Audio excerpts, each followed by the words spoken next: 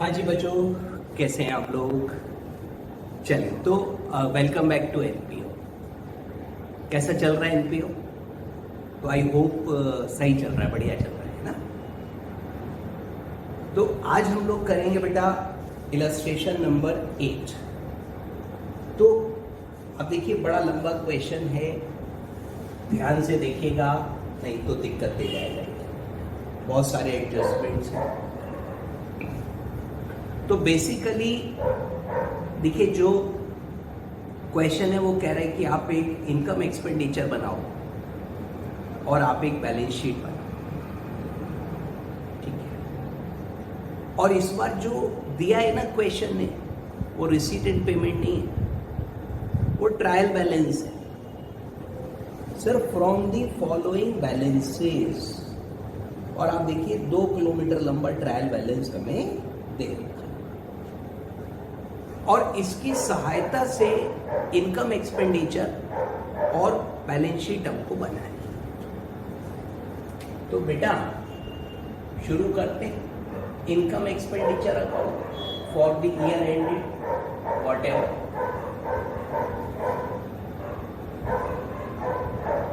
अब sir 2 kilometre लंबा trial है तो आधा किलोमीटर तो इनकम एक्सपेंडिचर बनेगा, और भैया बैलेंस शीट एज ऑन जो भी डेट है वो आप लिख लीजिए, है ना, इतना भी वो नहीं है। तो इस प्रकार से हमको ये करना है, बराबर है। अब देखिए, क्योंकि ट्रायल बैलेंस दिया हुआ है और मेरे को इनकम एक्सपेंडिचर और बैलेंस शीट बनानी है, तो ये तो उसी टाइप का क्वेश्चन हो गया ना कि जब हमें ट्रायल दिया होता था और हम उससे P&L अकाउंट, ट्रेडिंग P&L और बैलेंस शीट बना देते। तो एग्जैक्टली वही है, एग्जैक्टली। और केवल हमको प्रॉपर प्लेसिंग करनी है, जो भी चीजें हैं उसको अगर हम ठीक जगह पे ले लेंगे तो आई बिलीव कि हम सही कर पाएंगे, प्रॉब्लम नहीं होगी। तो प्रॉपर प्लेसिंग करनी है भैया, बस। आइए, अब ट्रायल तो बेटा है बहुत लंबा, उसके नीचे एडजस्टमेंट्स भी दिए, तो एक बार ये एडजस्टमेंट्स रीड आउट कर लेते हैं, क्योंकि जब वो पॉइंट आएगा तो हम उसे एडजस्ट कर पाएंगे। पहला, material and supply consume, okay. तो मटेरियल कंज्यूम्ड की फिगर्स दी हुई है, टीचिंग, रिसर्च, स्टूडेंट वेल, मतलब किस किस चीज में मटेरियल कंज्यूम हो गया। कुछ पढ़ाने में हो गया, कुछ रिसर्च में, सब खर्चा है, सब एक्सपेंडिचर है। Tuition fee receivable from government for backward class scholars, माने स्टूडेंट्स। स्टोर्स जो है उसका selling price has been fixed to give a profit of 10% on selling price, ओके। और भैया डेप्रिसिएशन लगाना है, 4 आइटम्स दिए हुए हैं, लगा देंगे, उसमें हमारा क्या जाता है। डेप्रिसिएशन लगाने में तो हम लोग उस्ताद हैं। चलिए, तो बेटा बहुत ज्यादा एडजस्टमेंट्स नहीं दिए, so let me start with the trial balance. और क्या, शुरू करते हैं। अब देखिए, एक साइड पकड़ के चले गए, क्रेडिट साइड ले लें। सेमिनार एंड कॉन्फ्रेंस रिसिप्ट, अरे इनका सर जी सेमिनार का खर्चा पड़ा होगा डेबिट साइड में। देखो बेटा, ट्रायल आपके पास है, सेमिनार एंड कॉन्फ्रेंस का डेबिट पे एक्सपेंस पड़ा है, तो ढूंढ लो, मेरे को मिल गया 4.5 लाख रुपये। तो सेमिनार रिसिप्ट है, हाँ इधर सही इनकम है ये। तो सेमिनार एंड कॉन्फ्रेंस रिसिप्ट्स 480, और इसका एक्सपेंस दिया है 450। सर मैंने आपको बताया था कि अगर सेम हेड है, उसी में रिसिप्ट है, उसी में पेमेंट है, तो रिसिप्ट पेमेंट में तो आप अलग अलग दिखाओगे, लेकिन इनकम एक्सपेंडिचर में आप उसे नेट दिखाओगे। तो ये नेट करना है अपन को। सर 480 इधर लिखकर 450 सेमिनार एक्सपेंस इधर भी लिख सकते हैं, वो भी ठीक है, पर प्रेजेंटेशन सर ये वाला सही माना जाता है। अब देखिए इसमें तो कंफ्यूजन नहीं है कि ये सर इनकम है। अरे बेटा पैसे मिले हैं ना, सेमिनार कराई हमने, उसमें पार्टिसिपेंट्स आए होंगे, उनसे सबसे कंट्रीब्यूशन लिया हमने, और उस सेमिनार पे खर्चा भी हुआ, तो ठीक है ना, नेट कर दिया, क्या प्रॉब्लम है? Okay sir. Consultancy receipts, consultancy provide करिए भाई साहब इन्होंने, IIM है क्या, रिपब्लिक कॉलेज है यार, दे रहे हैं सर। बड़े बड़े कॉलेजेस कंसल्टेंसी देते हैं, उसका भी पैसा मिलता है उनको। इसका देखिएगा, इसका तो नहीं पड़ा डेबिट में सर, 28,000 रुपए इसके भी पड़े हुए, तो 128 minus expense 28। Sir same concept जो ऊपर है, कहो तो दोबारा बोलूं, अदरवाइज वही है बेटा। तो this consultancy should be shown as income after deducting the expense. Security deposit, credit side चल रहे हैं हम लोग। अब देखिए क्रेडिट में या तो इनकम होगी या फिर क्रेडिट में बेटा लाइबिलिटी होगी। अब सिक्योरिटी डिपॉजिट क्या होता है सर? सिक्योरिटी डिपॉजिट ना सिक्योरिटी के नाम पे लिया जाता है। अब ये स्टूडेंट्स का है तो इनके पास कुछ हॉस्टल वगैरह होगा, अब उसमें बच्चे आके रहते हैं। अब हॉस्टल में देखो एसेट्स भी होती हैं, कुछ नहीं है तो पंखा है, कूलर है सर, और भी चीजें हो सकती हैं, आई डोंट नो। अब बच्चे तो देखो बच्चे होते हैं, कुछ नल्ले भी होते हैं, उनने साहब कुछ नहीं करा, पंखा ही खोल के घर ले गया वो, हाँ, बाथरूम में से टैप निकाल के ले गया। भाइयों बहनों, ऐसे लोग भी होते दुनिया में, आप लोगों को सरप्राइज लगेगा लेकिन होते हैं। आप लोग तो बहुत अच्छे फैमिलीज को बिलोंग करते हो, आप लोगों के खून में तो इस तरीके की चीजें बेटा दूर दूर तलक नहीं है, परंतु होते हैं भाई, होते हैं।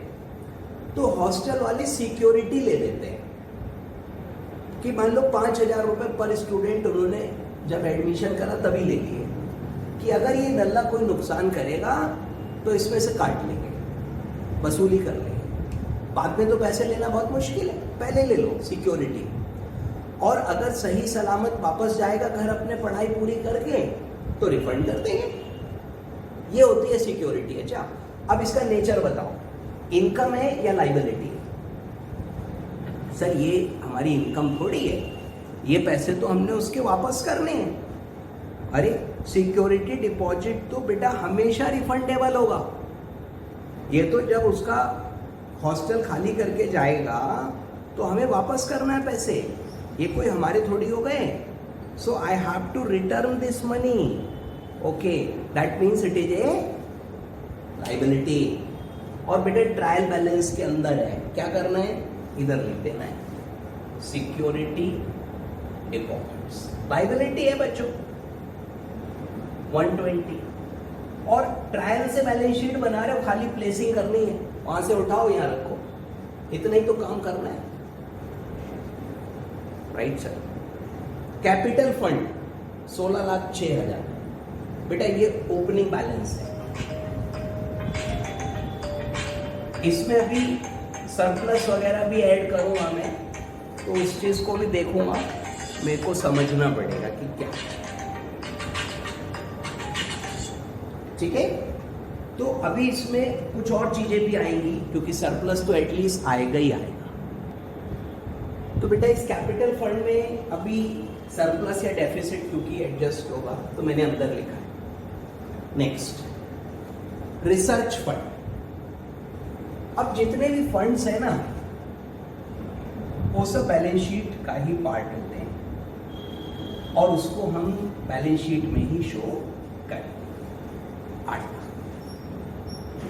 बिल्डिंग फंड, ये सब पैसा इनको स्पेसिफिक पर्पस से मिला होगा, कब मिला, क्या हुआ, हमें नहीं पता।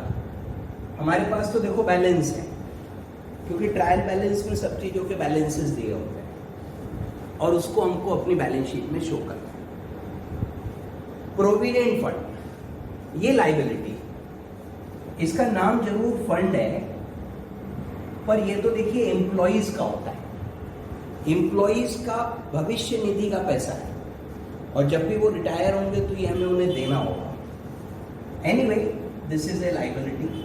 बट क्या ये फंड तो देखो कैपिटल वाले हैं, ये रिजर्व एंड सरप्लस है, ये लाइबिलिटी है। नाम जरूर फंड है but it is actually liability. Tuition fees receive 8 lakh,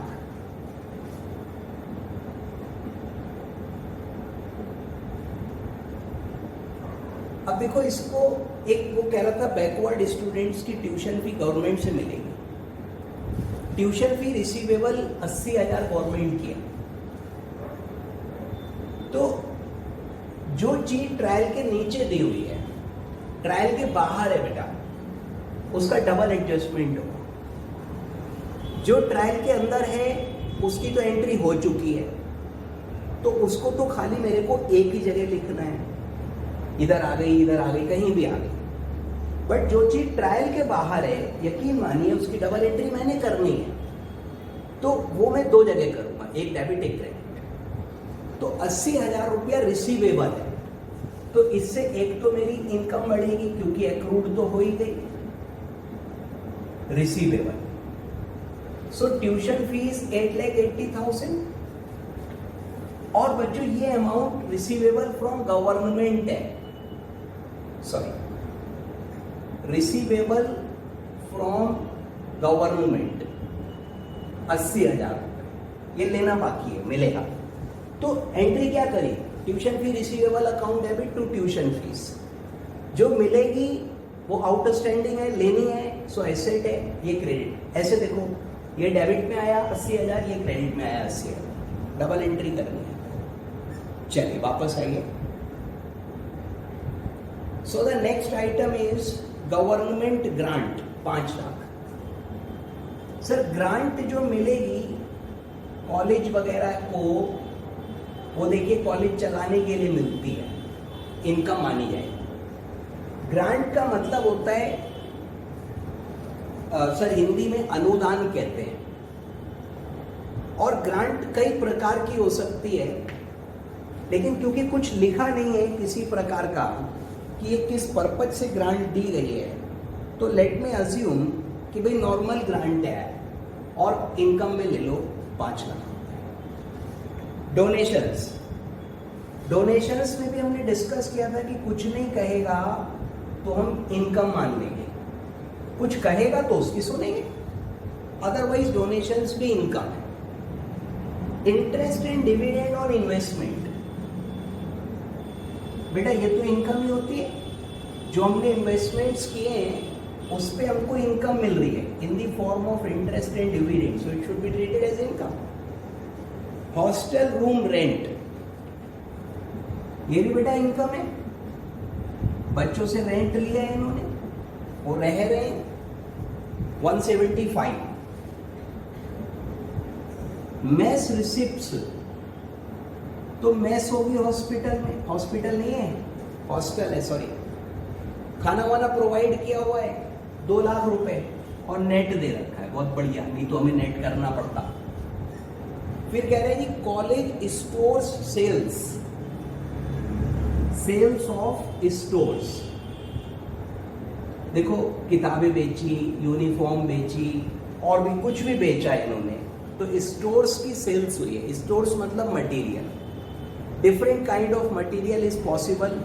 क्या चीज है उसमें पढ़ने का कोई मतलब नहीं है, सेल्स है, इनकम में आनी चाहिए।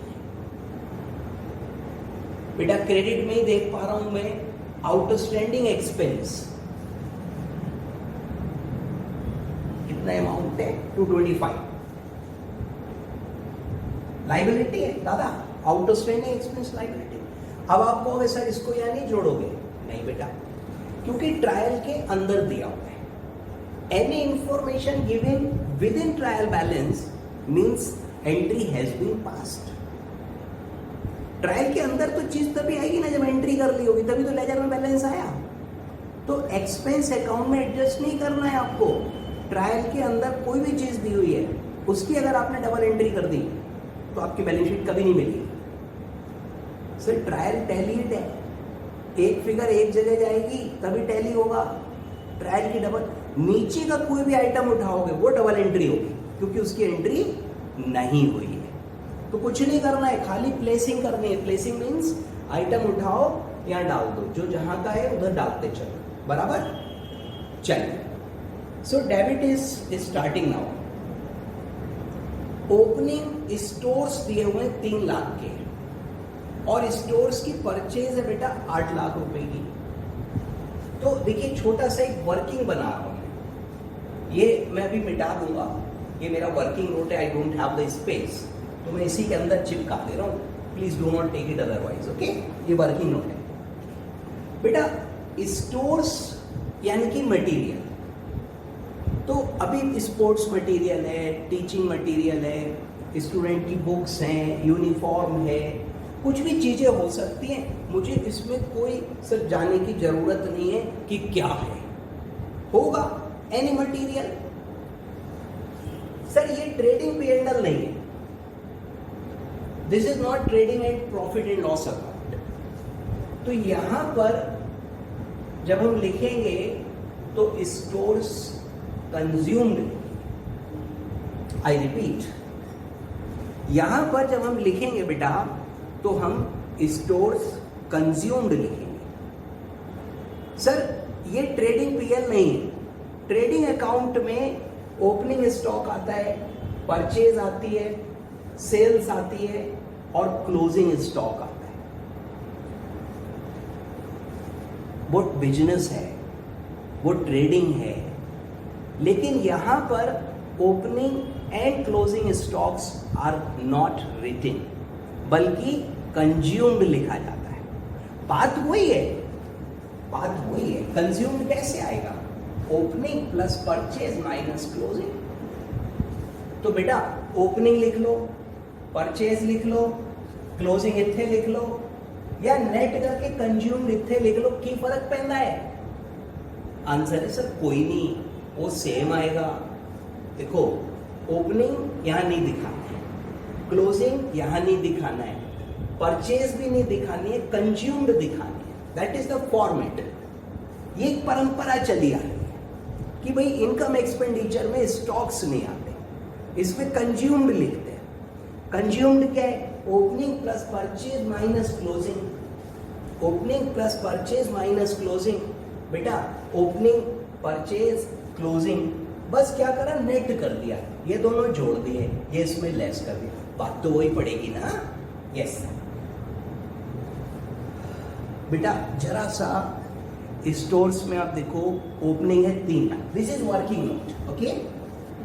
ओपनिंग है 3 लाख, परचेज बताना बेटा 8 लाख, वही लिखी हुई है ट्रायल में 11 हो गया, क्लोजिंग दिया है सवाल ने, सो इट इज कंज्यूम्ड। अब क्लोजिंग नहीं दिया उसने, दिया ही नहीं है, मैंने पढ़ लिया पूरा क्वेश्चन। ओपनिंग हो गया, परचेज हो गई। नीचे आओ एडजस्टमेंट में। एडजस्टमेंट में देखो उसने पॉइंट नंबर 1 में कहा मटेरियल एंड सप्लाईज कंज्यूम्ड, मतलब ब्रैकेट में लिखा स्टोर्स, तो ये स्टोर्स कंज्यूम्ड हुए। जरा जोड़ना इसको। टीचिंग में 50,000, रिसर्च में 1.5 लाख, 2 लाख हो गया। स्टूडेंट वेलफेयर 75,000, 2 75 हो गया। गेम्स 25, 3 लाख हो गया। तो 3 लाख का तो इन्होंने कंज्यूम्ड अलग अलग दिया हुआ है मुझे। सर वो आप लिख लो, अलग अलग लिख लो, मैंने जोड़ लिया, 4 फिगर थी, जोड़ ली, क्या हो गया, कोई फर्क पड़ रहा है उससे?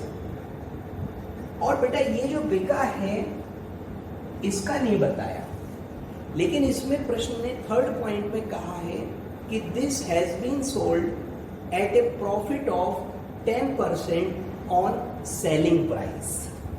तो बेटा इसकी सेल्स हुई 750 की, इस पर प्रॉफिट है 75 का, बराबर ना। 10% ऑन सेल्स कह रहा है, this is the amount of sales, इसमें भी तो कंज्यूम हुआ, आपने सेल पूरी क्रेडिट कर ली, इसकी कॉस्ट नहीं डेबिट करेंगे सर, तो ये कितना हो गया भैया, इसमें ये लेस करो तो इसकी कॉस्ट आ जाएगी एंड दैट इज 675। तो टोटल कंजम्पशन हो गया देखो ये और ये 975 और स्टॉक 125 बैलेंसिंग फिगर बचे। देखो कंफ्यूज मत हो, आराम से चलो बिल्कुल तसल्ली से। पहली बात सुनो, पहली बात ये कि इनकम एक्सपेंडिचर में ओपनिंग स्टॉक क्लोजिंग स्टॉक नहीं दिखाते, बल्कि स्टोर्स या मटेरियल कंज्यूम्ड दिखाते हैं। ये पॉइंट क्लियर है? अब कितना कंज्यूम हुआ वो प्रश्न ने नहीं दिया ठीक से, हालांकि नीचे उसने बताया कि टीचिंग में इतना, रिसर्च में इतना, स्टूडेंट में इतना, गेम्स में इतना, कुल मिला के 3 लाख का कंज्यूम आया। अब 11 लाख का स्टॉक है, 3 का ओपनिंग है, 8 का परचेज है, 11 आउट ऑफ दैट 3 लाख तो कंज्यूम हो गया। फिर कुछ बेचा भी है, वो भी कंज्यूम्ड है भाई, वो भी तो खर्च है। अब बेटा जब बेचा हमने तो उसने उसकी वैल्यू ना दे करके ये कहा 10% प्रॉफिट पर है, तो मैंने उसकी सेल में से 10% प्रॉफिट माइनस कर दिया, उसकी वैल्यू आ गई, तो ये भी मेरा कंज्यूम हो गया। तो टोटल कंजम्पशन हो गया 975, रिमेनिंग बच गया स्टॉक। तो अब मैं जो स्टोर्स कंज्यूम्ड लिखूंगा भैया वो लिखूंगा 975, और जो 125 का स्टॉक बचा हुआ है वो मैं बैलेंस शीट में लूंगा 125। देखो बैलेंस शीट में तो आएगा बेटा, यहां मना करी थी दिखाने को, बैलेंस शीट में थोड़ी, अरे भैया बैलेंस शीट कैसे टैली करोगे। तो टोटल 11 लाख का डेबिट है, 975 यहाँ आ गया, 25 वहां आ गया, जोड़ लो 11 लाख हो रहा है, और डेबिट का डेबिट में, ये भी डेबिट है वो भी डेबिट है। डबल एंट्री भाई लोगों मैं छोड़ूंगा नहीं, पकड़ के चलूंगा, आसान क्वेश्चन है। डबल एंट्री और एक्रूवल बस साथ नहीं छूटना चाहिए, बैलेंस शीट हमेशा टैली। अगर मेरी बैलेंस शीट टैली नहीं होती है इसका मतलब मैंने डबल एंट्री में गलती करी।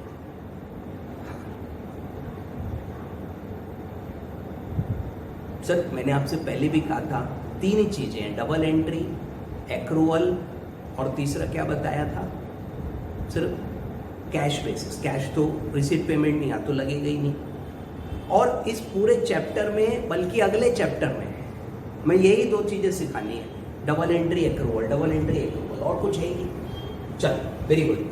तो बेटा स्टोर्स कंज्यूम्ड हो गए, कंज्यूम्ड यहाँ दिखाएंगे अपन, स्टॉक वहां आएगा, इसमें स्टॉक्स नहीं दिखाते हैं, और इसका एक वर्किंग करना पड़ेगा।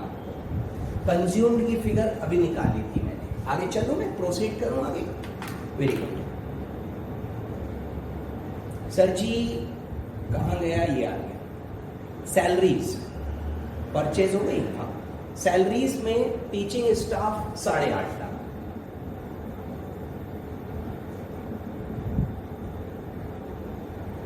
ठीक है। देखो कॉस्ट है और कोई आउटस्टैंडिंग दी नहीं है, एडजस्टमेंट हम लोग पढ़ चुके हैं, याद है हमें। रिसर्च की सैलरी 120 है, वो सैलरीज में ही लिखा हुआ है बच्चों, थोड़ी सी प्रिंटिंग एरर है, स्पेसिंग ठीक नहीं है, कॉस्ट हो गई। आगे चलो, स्कॉलरशिप्स खर्चा है स्कूल के लिए। तो बेटा स्कॉलरशिप अगर हम किसी स्टूडेंट को या किसी को भी दे रहे हैं, so that is an expenditure. Debit में पड़ा हुआ एसेट थोड़ी मान लोगे, बट डेबिट वाला या तो एसेट में जाएगा, एक्सपेंस में जाएगा। Student welfare expense,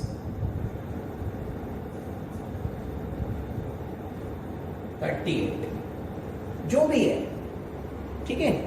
repair maintenance 1,12,000। अभी ये जबरदस्ती में ना एक्सपेंस बढ़ा रहा है बेटा, सवाल की लंबाई बढ़ रही है, बढ़ाते रहो, हम ना रुकेंगे ना थकेंगे। गेम्स 50,000, गेम्स एक्सपेंस लिखा है बेटा 50,000।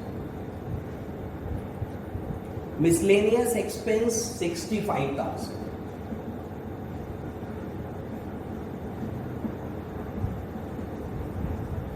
ठीक है सर। अब चेंज हुआ मॉडल इसका, research fund investment, investment to be sure यार। तो मैं इसको, सर ये मैंने एसेट्स के लिए जगह छोड़ा है,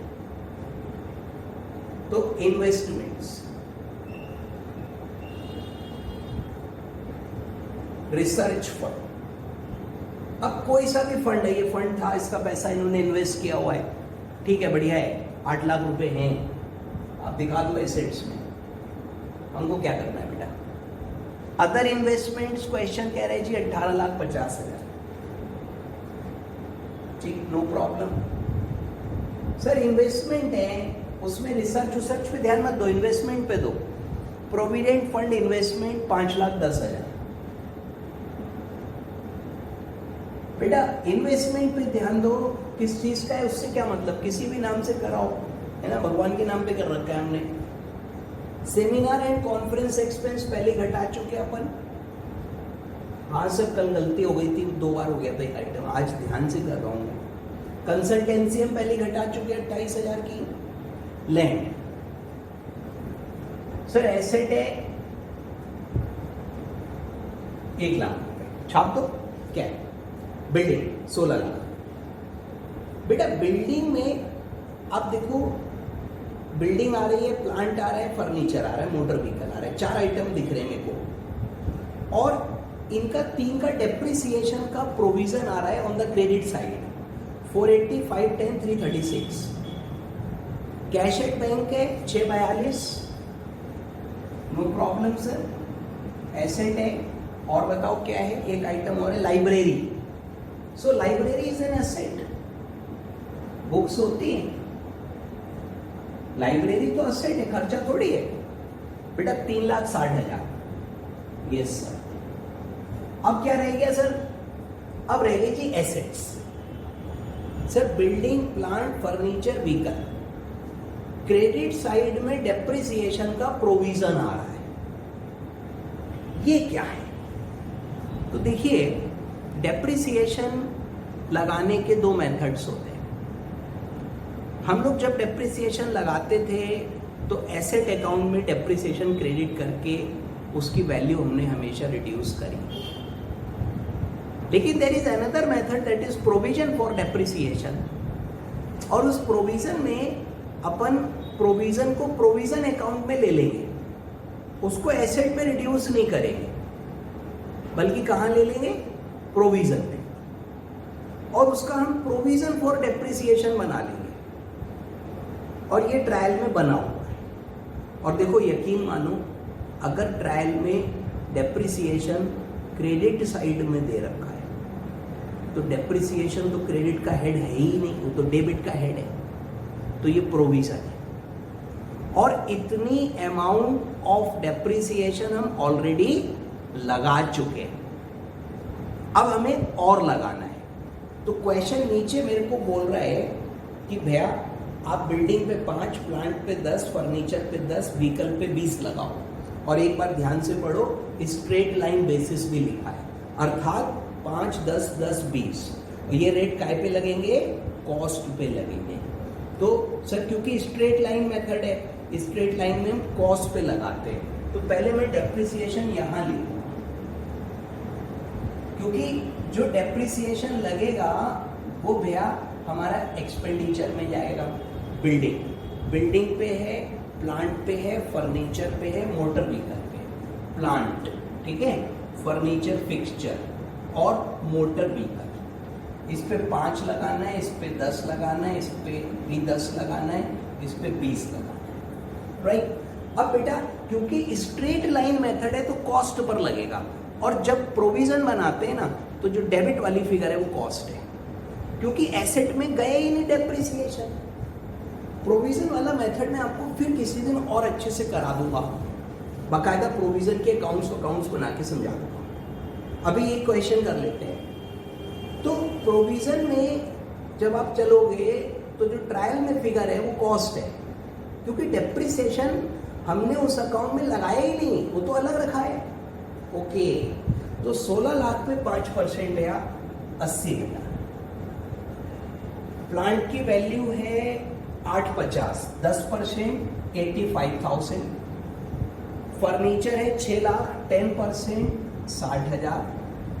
मोटर व्हीकल है 180, 20% 36,000। ओके, अब जब आप इसको एसेट्स में दिखाओगे तो देखो बिल्डिंग है 16 लाख राइट, उस पर 480 का डेब्ट ट्रायल में पड़ा हुआ है, वो ओपनिंग है, पुराना है, क्रेडिट में 80 का मैंने और लगाया, तो इसका मैंने डेबिट किया, यहां पर क्रेडिट होगा प्रोविजन में, डेप्रिसिएशन डेबिट टू प्रोविजन, तो मेरा प्रोविजन हो गया 480 और 80 560। और बच्चों बिल्डिंग बचेगी, कितनी बचेगी बताओ, लेस करके 16 में से, तो ये बची 10,40,000 1040।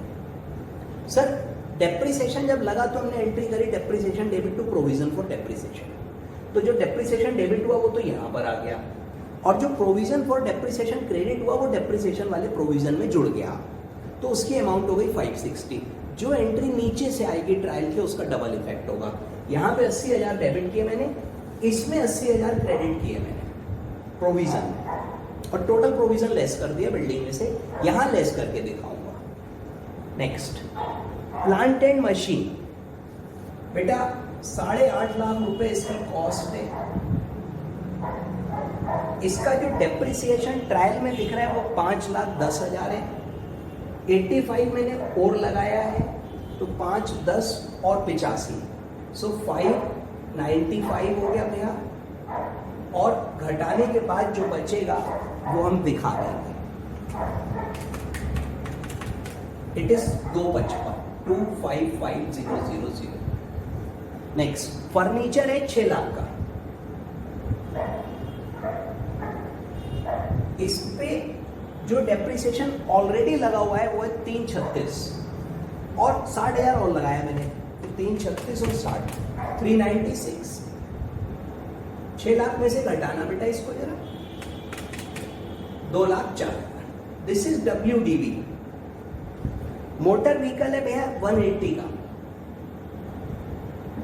इसमें से हमने डेप्रिसिएशन लगाया 36,000, और ओपनिंग है नहीं, तो मत करो सर, हो सकता है किसी साल खरीदी हो इसलिए कुछ है नहीं, 144 ये भी हो गया।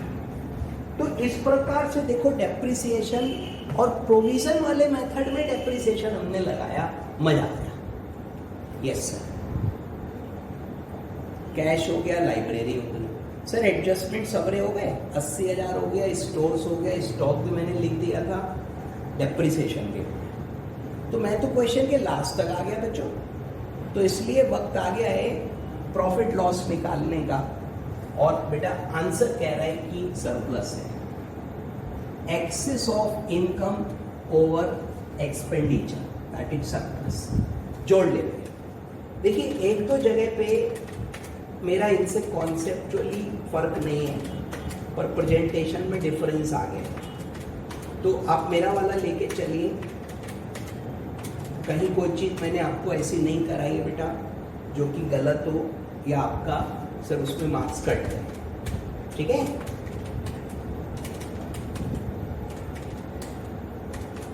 सर ये बड़ा लंबा काम होता है कैलकुलेटर चलाने का, और जहाँ पे भी सावधानी हटेगी वहीं पे दुर्घटना घटेगी, और कैलकुलेटर चलाते बोलना नहीं चाहिए, जबकि मैं लगातार बोल रहा था क्योंकि आप बोर हो जाते हो ना। 390 ओके, ये सरप्लस यहाँ ऐड कर दो, 19 और 6 25, 19,25,000 हो गया भैया, बेटा टोटल ही तो कराए, ऐसे मत करा करो, देखो नहीं तो चलो 1 20 19 25 8 लाख 25 लाख 5 10 2 25 60,80,000। इधर का भी लगाएं, लगाना तो पड़ेगा सर क्योंकि इतना बड़ा क्वेश्चन है, कहीं गलती हो गई हो तो क्या पता लगेगा। सावधानी हटी और बेटा दुर्घटना घटी, और कैलकुलेटर चलाते हुए बोलना नहीं चाहिए, पर मैं चुप नहीं होता हूं। हो गया, देखो चुप हो। भाई साहब 61,10,000 आ गया मेरा, तो सर क्या हुआ, 1,10,40, 255, 204, 144, 360 की लाइब्रेरी, 1850 का capital investment, 8 lakh provident fund, 510, 642, 125, 125 और 80,000। तो सर 6110 ही आ रहा है। सो दैट मीन्स कि ऑन द लाइबिलिटी साइड कुछ छूटा। इस वाले को चेक कर लेता हूँ। तो 5,10,000, 1,50,000, लो सिक्योरिटी डिपॉजिट की अमाउंट वाला लिख दिया हमने। ओहो sir just a minute, check कर लूँ मैं उसको, ऐसे नहीं। हाँ 150 हो गई। देखो एक पहली फिगर में मिस्टेक, तो मेक इट 150 और कोई डिफरेंस किया। तो देखिए डबल एंट्री सिस्टम है, गलती तभी होगी, बैलेंस शीट तभी नहीं मिलेगी जब हम मिस्टेक करें। अगर मिस्टेक नहीं करेंगे तो निश्चित तौर पे ये टैली, कोई ऐसी बात नहीं थी बेटा, बराबर है। चलिए, तो अब ये था हमारा एक बड़ा सा सवाल। मैं let me summarise the things. देखने में लग रहा था कि अरे यार बहुत टफ है, बहुत बड़ा है, पर इतना टफ नहीं था। Sir the first thing was the theme of the question. So if you observed closely, तो इन्होंने क्या दिया हुआ था वहां पे, ट्रायल बैलेंस। तो जो ट्रायल बैलेंस है उससे बैलेंस शीट और P&L बनाना है, वो तो बेटा काफी आसान है।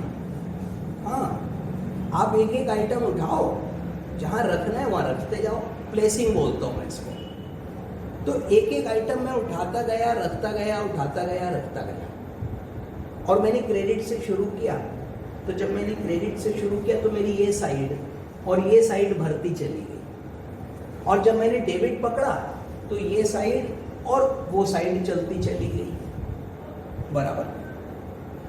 दूसरी चीज, जो आइटम ट्रायल के अंदर है भाई वो एक जगह जाएगा, और जो ट्रायल के बाहर है उसकी डबल एंट्री होगी, वो 2 जगह जाएगा, क्योंकि उसकी एंट्री हुई ही नहीं है, राइट। तो एक एक आइटम हम लोग करते चले गए। सेमिनार में हमने एक्सपेंस माइनस करके दिखाया, ये मैंने आपसे पहले भी डिस्कस किया था, ये सेम पॉइंट है।